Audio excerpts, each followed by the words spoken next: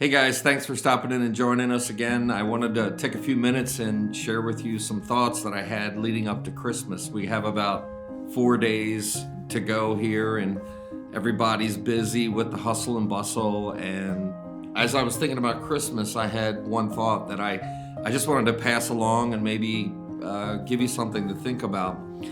Just recently, here at our church, we did a children's program, and it was very interesting as I watched the whole thing, and I was excited to see what was going on. And it was about the idea that in Bethlehem there was a lot going on when Jesus was born, and so many times we get distracted, and it was no different really back then.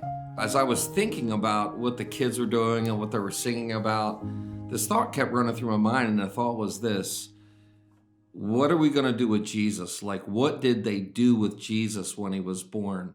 The idea of why Jesus was born is really important.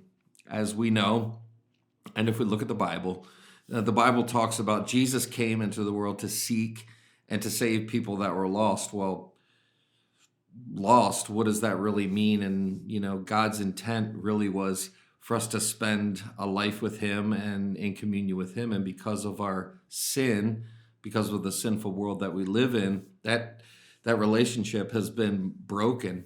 And so Jesus really, it wasn't just about him being born. It wasn't just about him us celebrating gifts and presents and all that. And sometimes our culture gets it a little bit cloudy, and we do as well.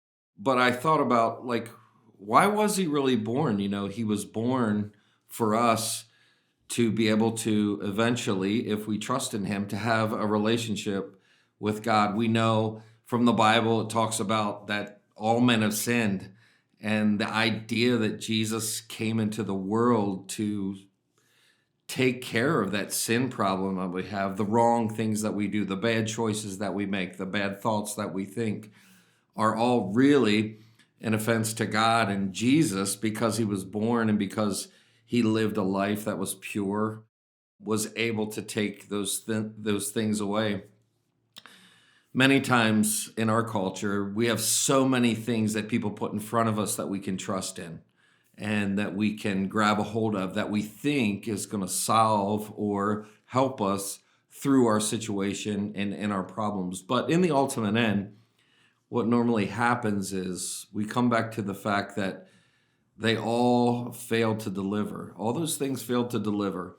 And so the idea this time of the year is, as Mary, the virgin, actually had Jesus, he delivered on this promise to save people from the world, from sin, simply because he was born. And the idea of him being born was for him to die on our behalf.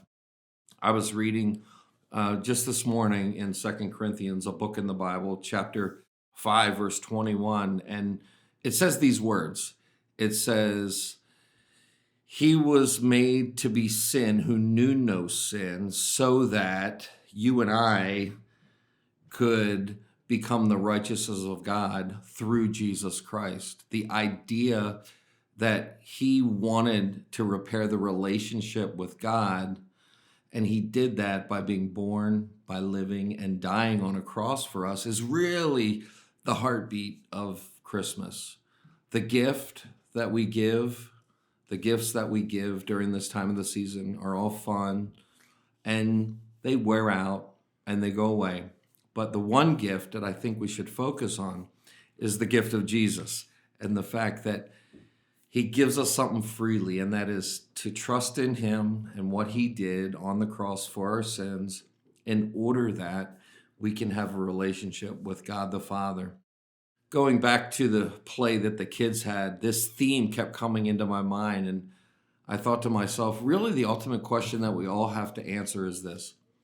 During this time of the year, as we open our gifts, as we celebrate, as we enjoy each other's company, when everything is quiet, when everything is done, all the presents are open, the fact still remains that we have to decide, what are we going to do with Jesus? Like, what are we going to do with him? Are we going to trust him and what he did for us and for our sins so that we can have a relationship with God?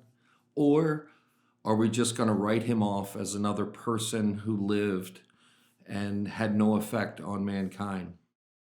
This kind of puts Christmas in a different perspective for me because many times our culture, family traditions, even church cloud all that stuff about Christmas, and we make it about ourselves. And really, it's about the Christ child that was born, and his name was Jesus.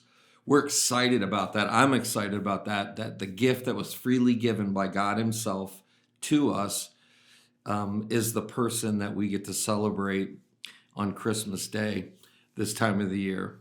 I just want you to think about those things. That's one thing that really has been running through my mind. You may not be a church person. You may not be someone who even likes to go to church. You may have been hurt by a church. Here's the honest truth. I'm not talking about church attendance. I'm not talking about religion. I'm not talking about how many times you've been to Sunday school. I'm not talking about what your mom and dad did.